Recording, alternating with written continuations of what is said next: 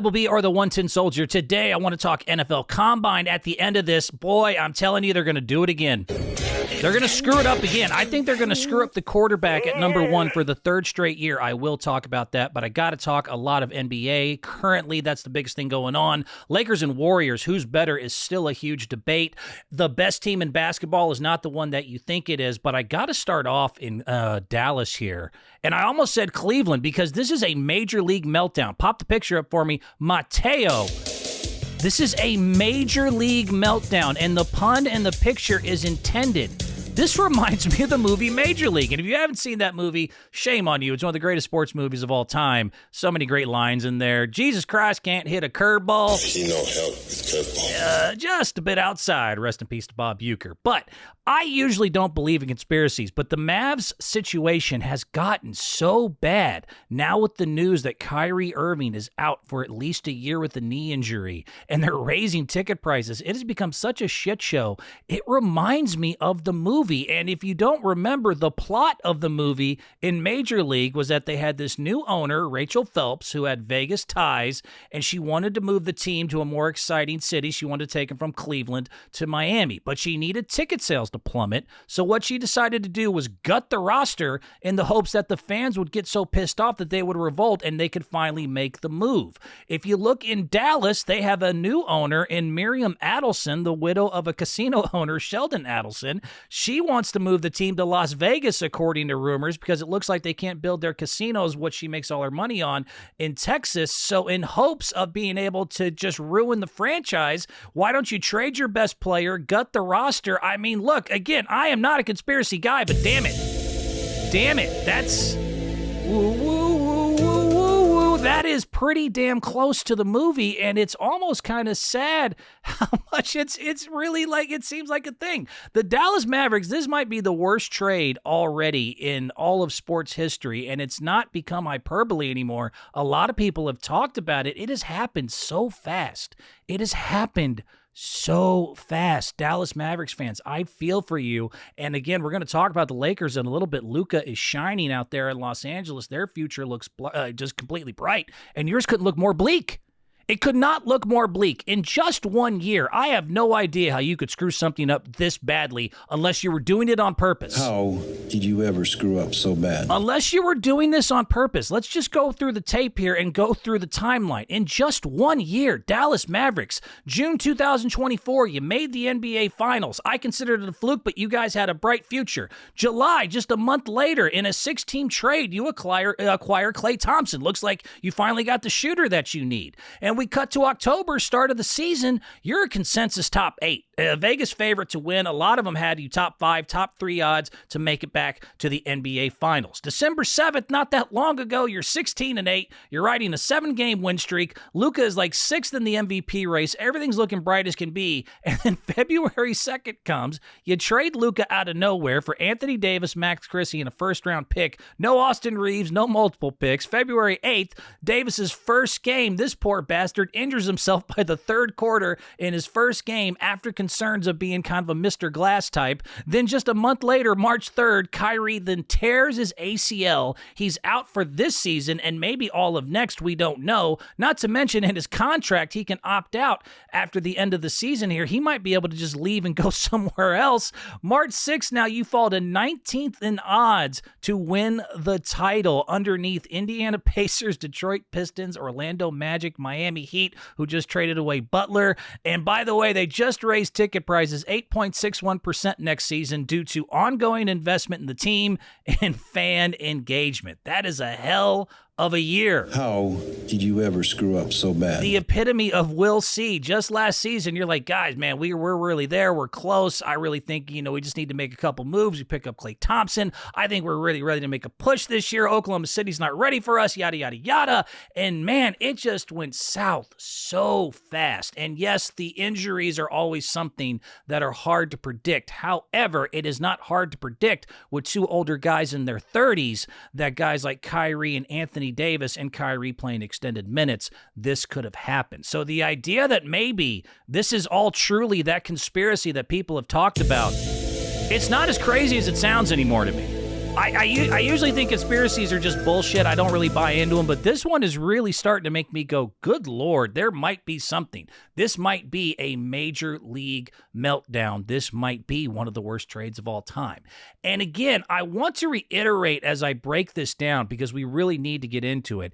It's not that you traded Luka Doncic, as if you can pop up the next picture here for me, Mateo. I want to stress, I'm not mad at the Dallas Mavericks for wanting to move on from Luka Doncic, at least in theory. That is not the issue. The issue has become you got nothing for it. And that is the problem here. I do not really get that bothered by the idea that the Dallas Mavericks said, hey, look, we're about to pay this dude $345 million over the next 5 years. That is 35% of our salary cap. And as great as he is, he doesn't seem to want to come into camp in shape. He seems to want to be kind of laissez-faire about the whole thing. I'm in agreement that a lot of times you do not want that at the helm of your leaders, to be the one that doesn't set the example. So you want to move on from Luka. I understand that. That's fine. The problem is all you got was an injury-prone 31-year-old Anthony Davis and a first-round pick and Max Christie for a 25-year-old Luka Doncic. That's the part that you can't just reiterate enough. That is going to be the crux of the issue. When we look back on this in history, people are going to say, you know what, maybe moving on from Luka wasn't the craziest idea in the world. But the crazy idea was that somehow you thought he was only worth just one first-round pick, when historically, we have seen it recently, players that aren't even nearly as good as Luka or as old as Luka, teams got so much more. How did you get so little? That is the part that's hard enough to try to wrap your head around. I mean, Anthony Davis, Max Christie, and a first-round pick for Luka is not the same as you see in the picture, and there's a lot I got to break down here. But, I mean, James Harden, 2021, the Nets to get him had to trade Jared Allen, LeVert, 4 first-round picks, and 3 pick swaps. Paul George, when 2019, the Clippers had to send SGA 5 first-round picks and 4 swaps to get Paul George. Anthony Davis, the guy that you just got back, they got more for him in 2019. LA had to send Lonzo Ball, Brandon Ingram, Josh Hart, and 3 first-round picks for that. Russell Westbrook, who has always had, his issues, in 2019, Houston had to send Chris Paul 4 potential first-round picks. And just last year, Mikal Bridges, who I'm sure is a nice guy, but is nowhere freaking near Luka Doncic, New York had to send Bogdanovich and 5 first-round picks. So to review, James Harden, they had to trade for Jared Allen, LeVert, 4 first-round picks. Paul George, they had to send SGA 5 first, 4 pick swaps. Anthony Davis, they had to send Lonzo Ball, Ingram, Hart, and 3 first-round picks. Russell Westbrook, they had to send Chris Paul 4 potential first, and for Mikal Bridges, New York had to send Bogdanovich and 5 first-round picks. And for a 25-year-old 5-time All-Pro, just last year's leading scorer, made the NBA Finals, all you got back was Anthony Davis, Max Christie, and 1 first-round pick. That makes no sense. That is the part that is going to be historically, not that Nico Harrison had a bad idea or that ownership had a bad idea about the possibility of moving on from Luka because he's out of shape, he shows immaturity, and I think that, we need to move on and set a better tone as a franchise. The problem was we all have the internet, we can see and remember with our brains how people that were way less valuable than Luka, teams got way more. So if you wanted to shop him, but the way y'all did it behind the scenes and it was all secretive and weird, and all you got back was 1 first-round pick, a 31-year-old Davis and Max Christie for a 26-year-old 5-time All-NBA player, makes no goddamn sense. And it's even worse when you consider the Dallas Mavericks, more than any other franchise, arguably in the NBA currently, is in need of draft picks. How were they all able to get all those draft picks, and all you got was 1 first-round pick, and your cupboard is completely bare. The Dallas Mavericks have no future anymore. Besides the injuries, you know, at least if you're going to trade away your future now, you settle it for a future later. There is no future anymore. From 2025 to 2030, Dallas Mavericks have the 25th least, they're ranked 25th in picks with only 4 first-round picks over the next 5 years, from 2025 to 2030. And last I count, and people correct me if you're able to see anything different, I see 0 second-round picks. So they have 4 picks left for the next 5 years after they traded away their franchise guy. Again, not to mention Kyrie can opt out at the end of the year. Klay and AD are, I guess, hey, congratulations, you get to hold on to an aging Klay Thompson and an injury-prone Anthony Davis for the next couple of years. But the one star you had is hurt for at least a season, and now he's out and could be out for good. You're now 10th in the West. You're 32-31. You've lost your last 3. 4 of your last 10 have only ended up in victories. So you lost 6 out of your last 10. It is bad out there. I mean, this has got to be, when we look back, and it's early still, and maybe things can turn around. I don't see how this isn't arguably already one of the worst trades in history. And I thought it was hyperbole when people said it, but you look at the results and you look at what's happening and you look at the early, returns. It is pretty obvious to me that this might be one of the worst trades we've ever seen. Nico Harrison might be one of the worst general managers of all time. Matter of fact, I thought this was nuts. If you can pop this picture before me, Mateo. I'm watching Family Feud the other day, and they did top 5 on the board, the worst trades in human history. And I mean, number 1 was the slave trade. Number 2 was the Louisiana Purchase. Number 3, the guy who sold 10% of Apple for $800 in 1976. 4 was Brittany Griner for the Merchant of Death. And then 5th was already Luka for AD, Max Christie, and a first-round pick. It's not even the Herschel Walker trade didn't even make the list. I mean, the trade from Dallas to Minnesota, it's not even the craziest trade in the city anymore, and is arguably one of the 5 worst trades of all time in human history if you really look at it. And again, it's not because of what you did. It's because of what you didn't get back. Just the fact of the matter is, not getting anything more than 1 first-round pick when James Harden got 4 first-round picks, and Paul George was able to get 5 first-round picks, and Anthony Davis was able for 3 first-round picks and 3 good players, and Russell Westbrook was 4 potential first, and Mikal Bridges was 5 first-round picks. The problem is not that you made the move. The problem, and what makes it one of the worst trades in all-time human history, is that for the value you had, you got nothing in return, and now your cupboard is completely bare. 4 picks over the next 5 years, no second-round picks, no future, everyone's hurt, no hope, fans are revolting, you look like you made one of the worst decisions of all time, and it's still early, but I do not see how it can get any better. I think it's only going to get worse. Dallas, I am really hurting for you, but I mean, all jokes aside, this is one of the worst trades I've ever seen, and it's phenomenal how quickly the dominoes, it's just crazy how much things and momentum can leave you. I mean, a year ago, you're in the finals, and now you're a team with no future. It is a rough time to be a Dallas Mavericks fan. How did y'all screw this up so bad? How did you ever screw up so bad? My only thing I could say is that I truly may have had to believe in the conspiracy that Adelson wanted to get their ass out of Dallas and wants to go to Vegas. It is really the only thing that makes sense at this point. Nuts. Absolutely nuts. So sorry, Dallas fans. You didn't deserve this. Y'all are pretty nice people. I mean, I've lived in Dallas. I've never had any problems with Mavericks fans. Cowboys fans, different story. Maverick fans, completely nice people, very loyal, very supportive, and doesn't seem to deserve what has actually happened to them. What has also happened to a Dallas person that I want to talk about, let me shout out real quick Kyrie Irving. Kyrie, it was so sad to watch him go down as, again, latest reports, ACL tear. Kyrie Irving is out for at least the next 10 months. They're saying a year. I have heard the earliest that he will return is possibly like maybe the start of the 2026 year after the new year. It is just a crazy thing that has happened. If you can hit the video here for me. I got to give him some credit, though, for having Mamba mentality because, man, he proved the doubters wrong this year. 32 years old. He was on his 4th team in 5 years. A lot of people forgot about this. Kyrie was starting to really kind of wear out his welcome a lot of places.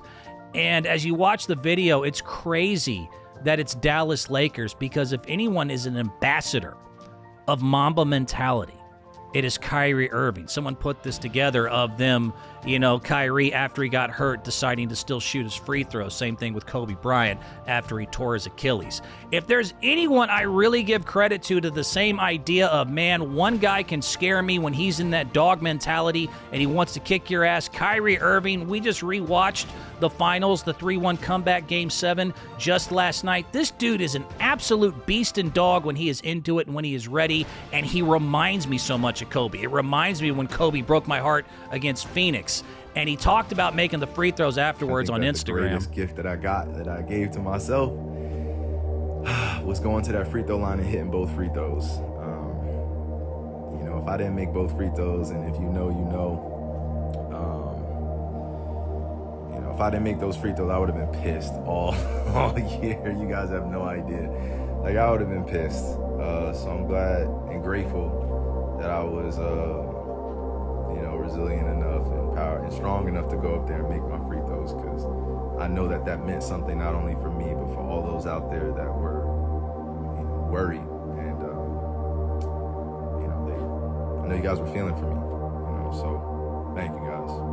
Never thought I'd say it, but thank you, Kyrie. You've been absolute godsend to the league in a time where not everyone seems to want to take themselves seriously or be a leader. Kyrie was the absolute opposite, and he was on such a tear. Again, I don't think people realize, you saw the stats on there, 24, and 5 assists or whatever, but he was the only player in the NBA this year to average 20 points per game in the 40-90 club, where he was 40% from threes, 90% from the free throw line. It would have been the 5th year he had done that. That would have been second all time to only Steph freaking Curry. And GM Nico Harrison, who doesn't have a lot of things we want to hear, he did say all season Kyrie has been the heart and soul of this team. It was the same ferocity and passion that I saw from a Kobe Bryant. I mean, this dude was playing 39 minutes a game his last 10 games. That was the most in the NBA in that span. And I don't like to say that always leads to injuries. That was just one of those things that happens, but it is a question mark that some people will raise. But I want to just in general go back to, man, Kyrie all year was proving everybody wrong after kind of being on his last kind of leg of, man, you're wearing out your welcome and this might be your last stop. He just completely revitalized his career. He proved himself to be the mature leader that everyone thought he could be, along with, of course, one of the best clutch players I've ever seen, one of the Mamba mentality dogs I've ever seen, greatest handle of all time, absolute phenomenal one-on-one player, can finish. He was just an absolute stud all season, and it's heartbreaking to see him go down.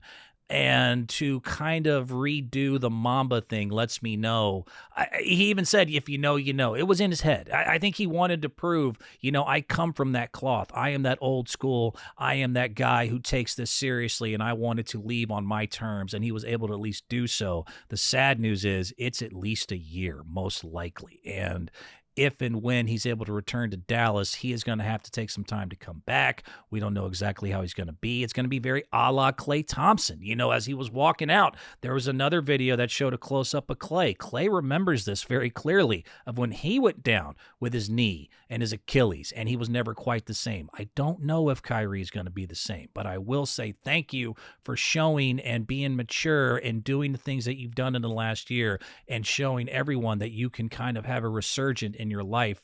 I like to believe in that myself, and he really did prove it, man. He was on absolute fire, in the best shape I've seen him, and played absolutely phenomenal. So shout out to Kyrie. It's too bad you're hurt. You're probably the most heartbreaking part of the entire Dallas meltdown, and I'm going to miss you for the next 12 months, man. I hope you do come back. I hope you're able to figure things out, because you've been a godsend. An interesting side note is maybe he's been cursed a little bit by Kobe Bryant, or at least Kobe wanted to leave the Lakers in a brighter future, because saw this interview the other day when they were talking about the Luka trade with Jeannie Buss, owner of the Los Angeles Lakers.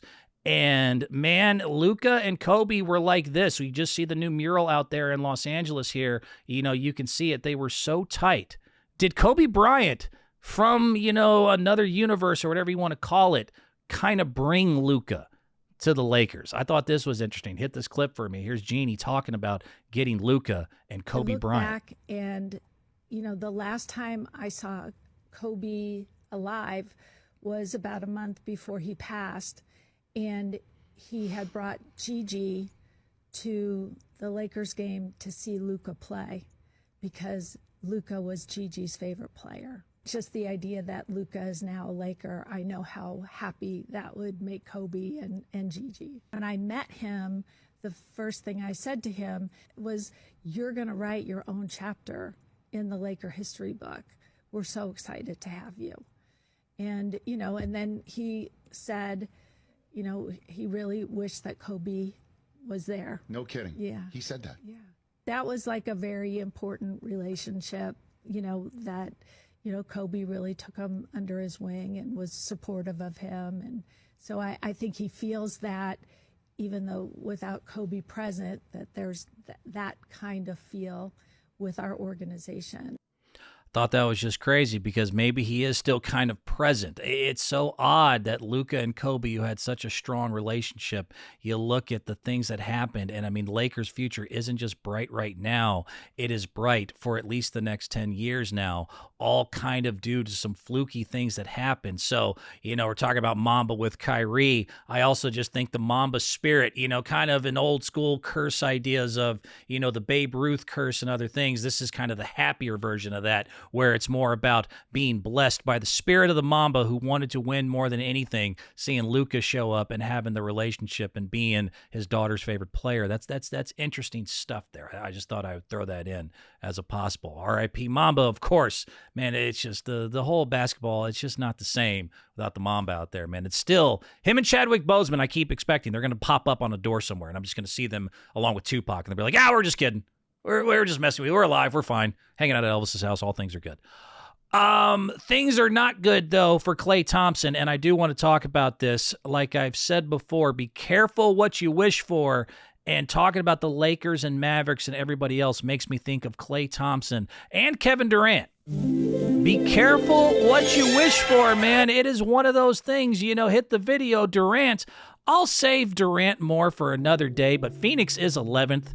They've now only won 3 of their last 10. Kevin Durant is arguing again with everyone, media, fans, coaches. Looks like he might be traded at the end of the season. But Klay Thompson, I want to spend a second on, because Klay, I love you, but you wanted this. You wanted life without Steph, and you wanted out of Golden State, and I don't mean to rub it in, but how's your season going? How does it feel? Be careful what you wish for. Favorite quote of mine, grass isn't greener on the other side. It's greener where you water it.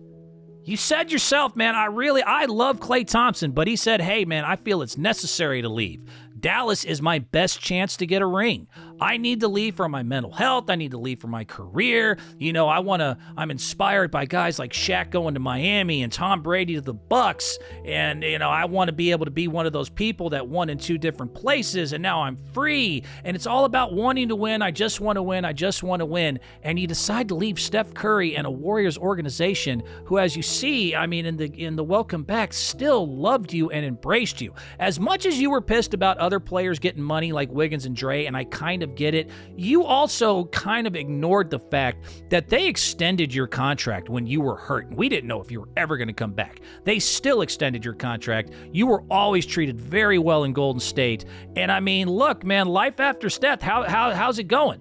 You're averaging a 10-year low, 14.1 points per game in the better situation where you're going to have people to kick the ball out to you even before they got hurt. You're averaging 17.9 in Golden State. You're also averaging less minutes, 27.4 minutes per game. That's the lowest since your rookie year. With Steph, I don't got to remind people, the 4 rings, 678 threes combined along with him in 2016. Multiple-time All-Star, one of the greatest shooters we've ever seen. You had carte blanche to fire that bitch whenever you wanted, and you decided to run off to Dallas because, hey, I need my chance to win my ring, and I need to feel free, and I'm not happy here anymore, and da-da-da-da-da. You left Steph Curry just like Kevin Durant left Steph Curry, and boy, how are y'all's lives going? I really don't mean to be a dick, but I'm going to kind of do it because I think it's so underappreciated sometimes what guys like Steph and others can do for a franchise. And man, a lot of these egos where they think it's a better situation to be Robin or to be Batman instead of Robin. I'm sorry, I disagree. I disagree completely. Sometimes being Robin's nice. Too many people get too upset or too obsessed with trying to be the top dog. I have always said, dude, second in command is always the best spot. Everyone always guns at number 1. Everyone always has something to say about number 1. There's a lot of pressure that comes with number 1. Being number 2 in a winning situation is the sweetest thing in the world. You get to have all the fun, and you don't have to have any of the pressure that Steph has to deal with. Now you have all the pressure in the world, man. You are left by yourself. No Kyrie, no Anthony Davis, no draft picks, no hope. It is a rough life. You and Kevin Durant, be careful what you wish for. Be careful what you wish for because you just might get it. Sad, because I do love Klay Thompson and I miss him, although I kind of don't. No, let me move on to my next topic. The more I think about it, I kind of don't. I don't really miss Klay. I don't miss Wiggins. I don't miss anybody right now because the Golden State Warriors look phenomenal with Jimmy Butler, and this pops me to the next picture here and something we need to discuss. This is still a continual debate. Who's better off? After the trade deadline, who's better off, Lakers or Warriors? I don't know. I mean, it is a tough call. I think a lot of people will just say Los Angeles right now, just off rip. But if you're not watching what's happening with Golden State, they're 9-1 with Jimmy Butler. Yes, the Lakers are, as LeBron is saying to Steph, bitch, we're second in the West now. We are rolling. They are 39-21, the Los Angeles Lakers. They are a winner of 7 straight. LeBron in February looks just completely revitalized. 29.3 points per game, 10.5 rebounds, 6.9 assists, all in February. Now, the Warriors, though, are just not being discussed enough, in my opinion, in the fact that they've already moved up to 6th place and the West is very close. They have won 9 of 10 with Jimmy, and Steph Curry averaging more than LeBron, 30.7, 5.4 assists, and over 5 threes made per game in February. Who is actually closer to winning that elusive 5th title in the world and the competition of Steph versus LeBron? Is such a good conversation and is so good for the league. Again, want to believe in conspiracy theories? I'll throw this one out here for you. Lakers and Warriors all year in a season of struggling television ratings looked like the only hope that they had was still Steph and LeBron to get any eyeballs on their actual product. Next thing you know, both of them got miracle trades thrown their way that fit both teams like absolute gloves. Between that and the Dallas Mavericks having to move to Vegas, I mean, I need to come out here in all tinfoil. I'm going to come out here in all tinfoil next podcast because I'm starting to believe this shit. It is interesting that the 2 most watched team and the 2 most watched superstars in a year that you need both got the absolute just invigoration that you needed to push them into being back into the forefront and the topic of conversation. Everyone's talking basketball again. No one's bitching anymore about 3-pointers or this. It is all about what's on the court, so I want to keep it there. Vegas odds do have LA above Golden State. I do think that is worth mentioning because Vegas gets things right a lot more than they get things wrong. Currently, the NBA title favorites go to Boston Celtics, Oklahoma City Thunder, Cleveland Cavs, Denver Nuggets, Lakers at 5th, then New York Knicks 6th, Warriors 7th. But still, it's 7th and 5th. Again, it is a close race. It is closer than a lot of people give it credit for. I think a lot of people just look at the stars and go, Luka, LeBron, look at the standing second place and go, oh, clearly the Lakers have it better. I don't know. It is not just the Warriors fan to me. I don't know for sure if that's an actual, at least true fact that you can analyze and just say with the, NFL Combine Scout confidence of like, oh, that's true. I know it's true 100%. It might not be, but Lakers are continuing to roll. Let's start off with the Lakers as I try to compare the two. Who's better off, Lakers or Warriors? Mateo, if you can hit the video here for me. The Lakers are on fire. Won 17 of their last 20. Since January 20th, that's a league best. Versus the Pelicans, LeBron, who just got his 50,000th point. Luka and LeBron by themselves created over 100 points in that game. LeBron had 34, 8, and 6. Luka had 38 and 15. That is combined 64 points, 16 rebounds, and 21 assists. That is insane. Luka's plus minus that game versus the Pelicans was plus 37. They are now 7-2 with Luka Doncic in uniform. And the guy they didn't give up, Dalton Knecht, does not get enough love. He has been very, very strong in these last couple games. 19 and 13 points in his last 2, 16 points per game in over 25 minutes played. 7-14 from threes, 3.5 now per game. And Jackson Hayes, the guy that you decided to have to put in there instead of Williams when you lost him in the trade and had to keep Knecht, has been exactly what I said, exactly what you needed. A 19 and 10 in his last 2 games and has had 8 of 8 field goals versus the Pelicans, along with Jameson's 2 of 2. That's 10 of 10 combined because they don't have to do anything besides just dunk the ball. With Luka and LeBron creating all the magic and all the spacing and all the things that you need, all you need are young, athletic, cheap 7-footers that can dunk around the basket. You need shooters to be around them. The Lakers have all of that now. Their schedule does get tough, I will say that. You have Boston coming up, Denver and Milwaukee twice, and Phoenix in the next 10 games with the 3rd hardest schedule total in all of the NBA. But keeping Dalton Knecht, keeping your young, cheap centers, and having everything go the way that it's going, Luka and LeBron look like best friends already, and Jesus Christ, dude. I mean, again, 100 points combined between just the two of them is absolutely phenomenal. Lakers have won 17 of 20 since January 20th. That is the NBA's league best. They are now 2nd in the West. They look absolutely phenomenal and ready to really make some noise out there in Los Angeles. But I cannot say that the Golden State Warriors are not right there behind them, or at least maybe equal or close, because with Jimmy Butler, the Butler has done it again. They are 9-1. The Golden State Warriors look really good too. Mateo, pop this video here for me. The Golden State Warriors, are starting to get some discussion about what they're doing with Jimmy. And look, I've already discussed with Jimmy what he does bringing everybody to the free throw line. Free throw line woes are over in Golden State. They went from 25th in attempts and 29th in percentage to 9th and 1st. They're one of the best free throw teams in the league right now. Their defense, of course, with Jimmy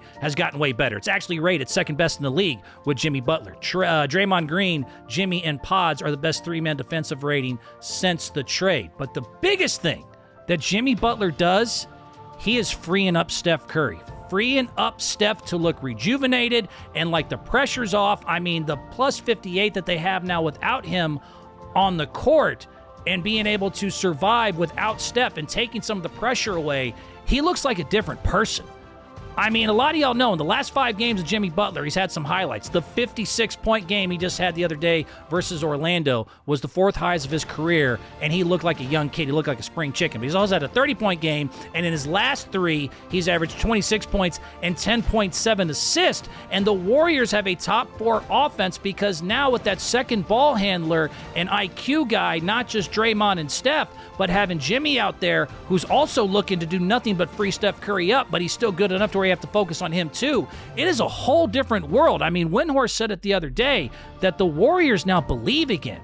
Kerr says Jimmy is changing the way that we play. We're taking care of the ball. We're committed on the defensive end. And Steph Curry looks young again. He has just been absolutely on a tear in the month of February, only second to SGA in points. The Warriors are really, other than they're a little small, but they are still getting Jonathan Kuminga back, which nobody remembers besides me. Jonathan Kuminga, a very good player, is still not on the team yet, and they're 9-1 already with Jimmy Butler. So with the return of Kuminga, with Steph looking the way that he is, and again, the depth of their roster and being able to defend to Los Angeles. Let's say they meet each other in the playoffs. Guys like LeBron and Luka are going to have people that truly focus on the defensive end, whether it's a Jimmy Butler, Draymond Green, Gary Payton, or others. The Warriors have the second best defensive rating in the entire league since Jimmy showed up. So everyone's been talking about the offense, how it frees up Steph Curry, and obviously I am too, because it's a lot more fun to discuss. But between getting to the free throw line, being able to stop flows and stop runs and stop bleeding, and adding a defensive presence and an IQ like Jimmy,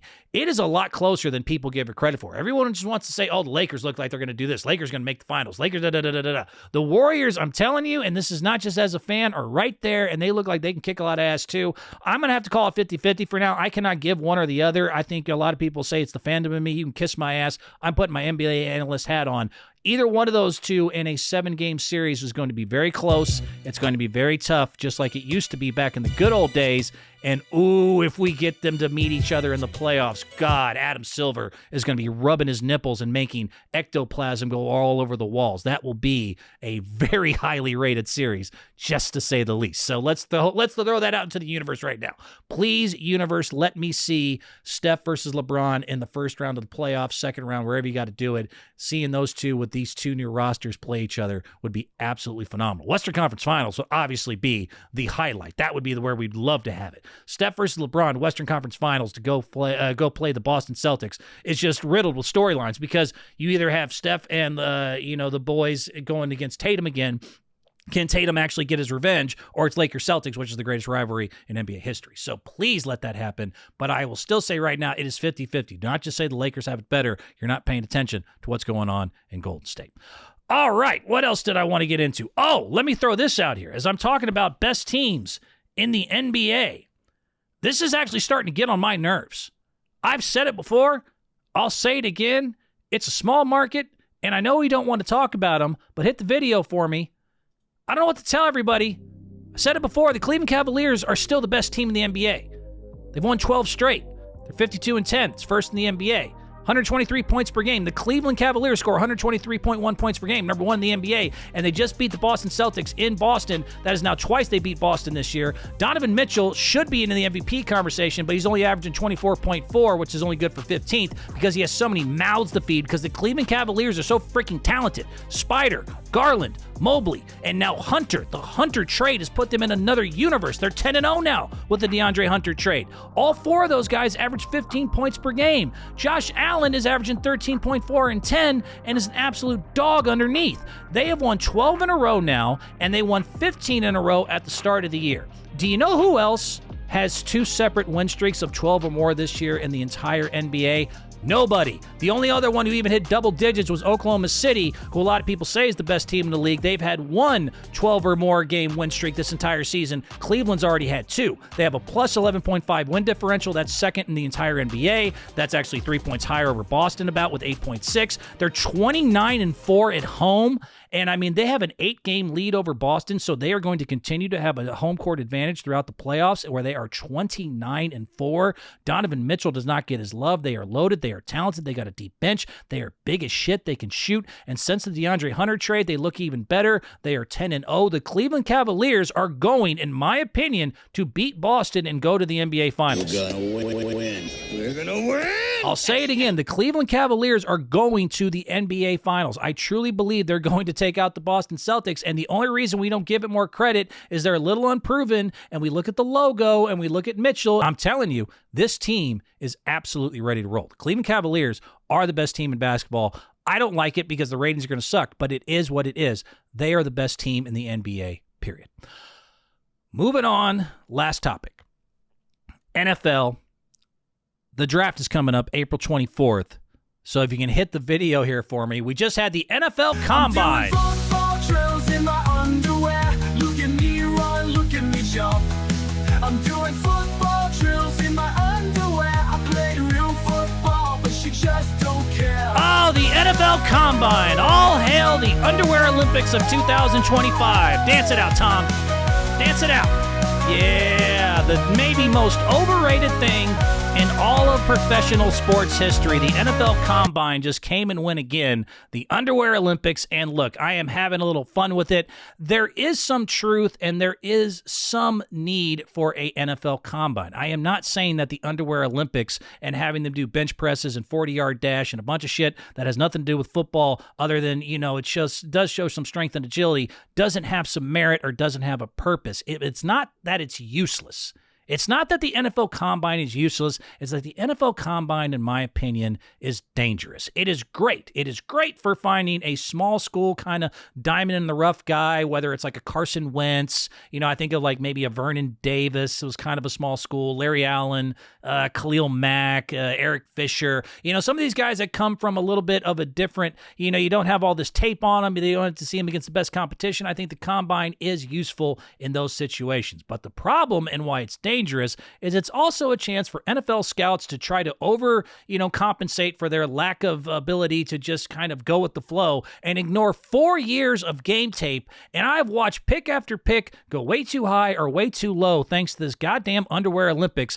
And I mean, look, the combine drills are great, but they're also misleading. The 40-yard dashes, the bench press, the 3-cone, and all these other little things for agility and speed and strength are also not football speed or strength.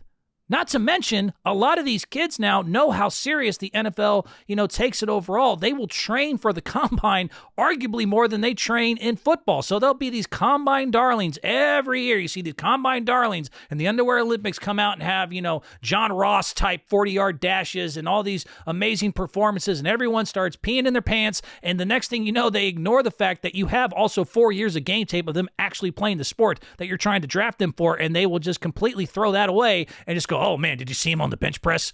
Oh, did you see him in the 40-yard dash? Oh, he ran so fast. That's great. He doesn't have a helmet on. Doesn't have pads on. He's not playing football. Who gives a shit? I'm not trying to say who gives a shit. I'm kind of trying to say who gives a shit, but you get my point. I do think that there is some use to it. I also think that it's dangerous. So let me make my point.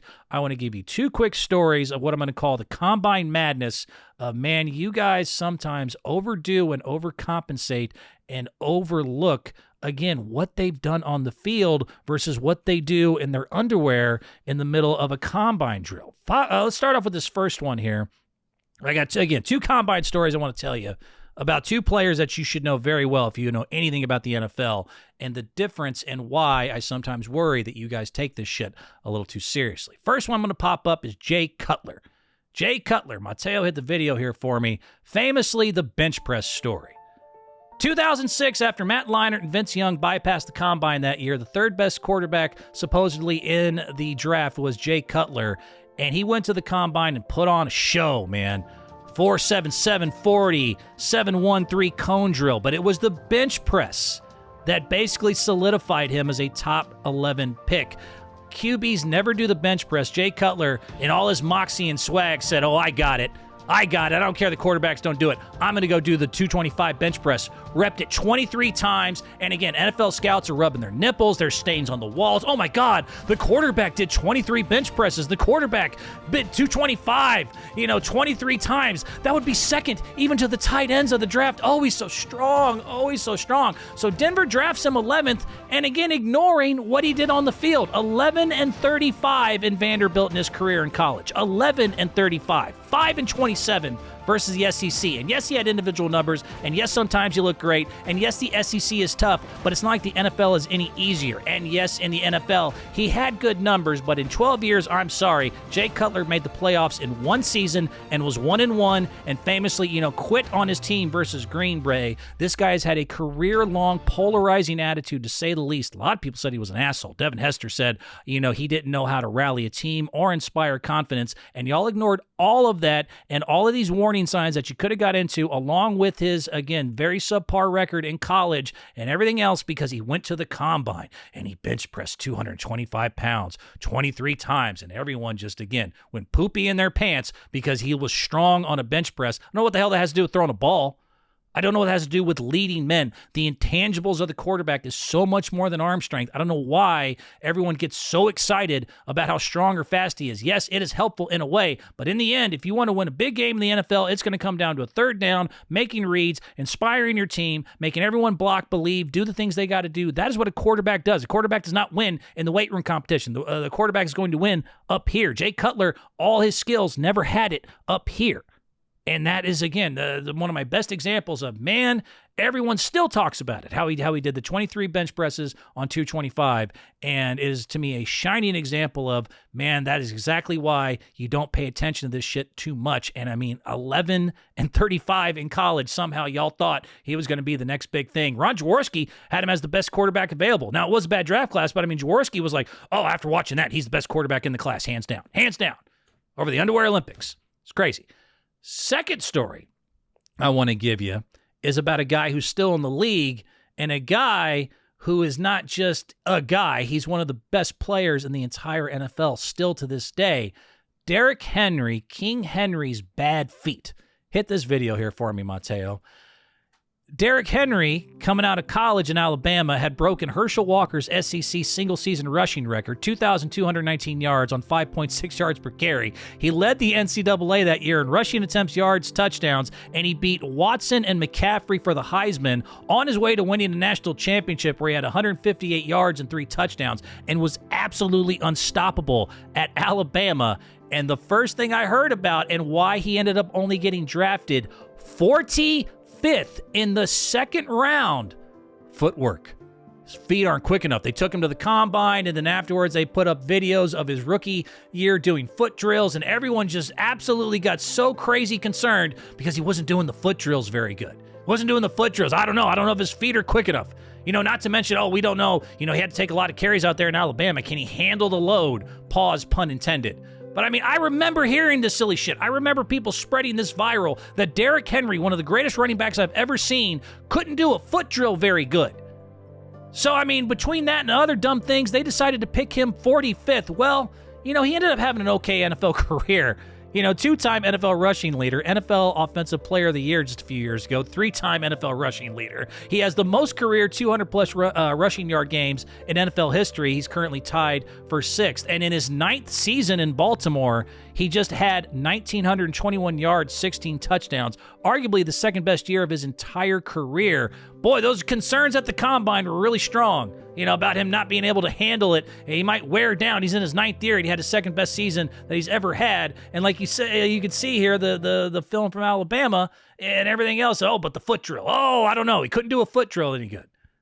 Don't give a shit. Honey Badger don't give a shit. Can he run a football? Can he play college football? Somehow this gets lost in the translation. So I am not trying to say the combine is completely stupid, but I am trying to say I at least thought of those two shining examples of like, man, I have watched y'all screw up this thing so badly before because you get so into it and you get so excited that you ignore the fact that you have 4 years of game tape and results about what they actually did on the field, and you ignore them, and it continues to become just an annoyance for me. So, last thing I want to say about that, then I got to call it, although I have one funny video after this too. I do want to throw this out here. You're going to do it again, which is fascinating to me. NFL Combine Scouts, this has already happened. I'll talk more about it next week, but hit this picture here for me, Mateo. You're going to do it again. I'm going to call this segment NFL Ward Games. You're going to do it again for the third year in a row. You NFL scouts with all the confidence and balls in the world. And shout out to you. If I was wrong 3 years in a row, I would have a little bit more of, a little bit more humbleness there. But I think you're going to be, for the third straight year, get the QB1 versus QB2 wrong when it comes to Ward versus Sanders, and are saying it again with all the cockiness and arrogance in the world that clearly Ward is better than Shedeur Sanders. Just like he said in 2023 when Bryce Young was way better than C.J. Stroud. Just like he said in 2024 that Caleb Williams was way better than Jalen Daniels. Those are clearly consensus ones. You just bricked 2 years in a row on the QB1 versus QB2 argument, and I'm already hearing once again that Ward is way better than Sanders. It's not even close. He's the consensus number one. That is amazing to have that level of confidence. When I've gotten something wrong, just wrong 2 years in a row, I would at least have some hesitance. NFL scouts have no hesitance. They are just complete, just bullish bullshit confidence. Like, no, I know for sure. I know for sure. This year it's Ward. He's got better arm strength. He's got a quicker release. No. He's more athletic than Shedeur. And look, I'm not even saying they're wrong. Maybe they'll finally get it right. But I remember, I'm like, dude, you just bricked on this the last 2 seasons. Last 2 years in a row, everyone told me Bryce Young was way better than C.J. Stroud. How did that work out? Everyone told me Caleb Williams is way better than Jaden Daniels. How did that work out? Bryce Young was more mobile than C.J. Stroud. That's why you had to pick Bryce Young, because in today's offense, you need playmakers that prioritize adaptability and creativity to add to your offense. It didn't matter that C.J. Stroud was just absolutely just dominating out there in Ohio freaking State. Caleb Williams had to be over Jaden Daniels. Jaden Daniels is too skinny. Doesn't matter that he won the Heisman. Doesn't matter that he had 50 touchdowns and nearly 5,000 total yards and set the world on fire over there at LSU in the SEC. You know, you got to look at the intangible, the arm strength, and this, and the 40 time, and no. And you bricked the last 2 straight seasons, and again, you're just with all the just moxie in the world going, oh, it's Ward. Ward, clearly Ward. I'll talk about this more, in a week or so. But I mean, the fact that you go into even the arm strength argument is just exactly everything I'm talking about with the bullshit and overrating things that really don't have much to do with what actually goes on the football field. Arm strength might be, while I get it, while I see why y'all get all excited about it, might be one of the dumbest things to ever grade a quarterback on. Because I look at all the greatest quarterbacks of all time, all of them.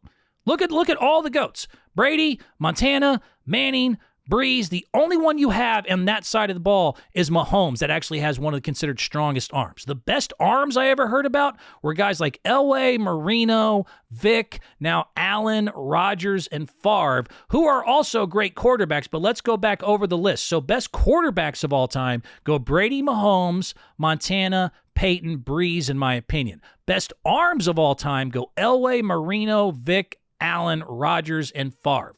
And I mean, man, the Super Bowl count is not hard to do. It is clearly one-sided because, again, while it's nice to be able to fit through a tight window or bomb at 60 yards, most of the time it's about reading the defense, leading the guys behind you, and making an accurate pass. That is what Shedeur Sanders has done better than anyone I've seen in college for a while. I mean, look, Sanders is the all-time leader in completion percentage in NCAA history, and he did it with no run game and no line to speak of. He still completed 74% of his passes at 8.67 yards per attempt, by the way, which is good for 11th in the country when he had no offensive line and no running game to speak of at a Colorado university that sucked out loud for 40 years. He took them to at least some relevance, and I mean, had to take 94 sacks the last 2 seasons. So yes, does he have to hang on to the ball somewhat?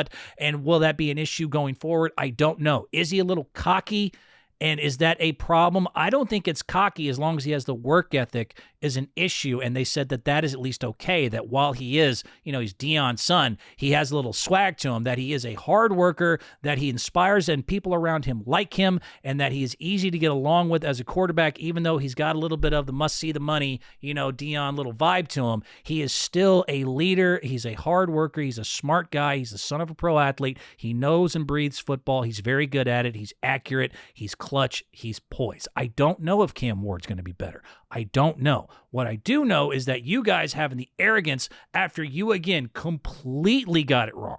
Not a little bit. Completely got it wrong the last 2 seasons in a row. I almost got to applaud you.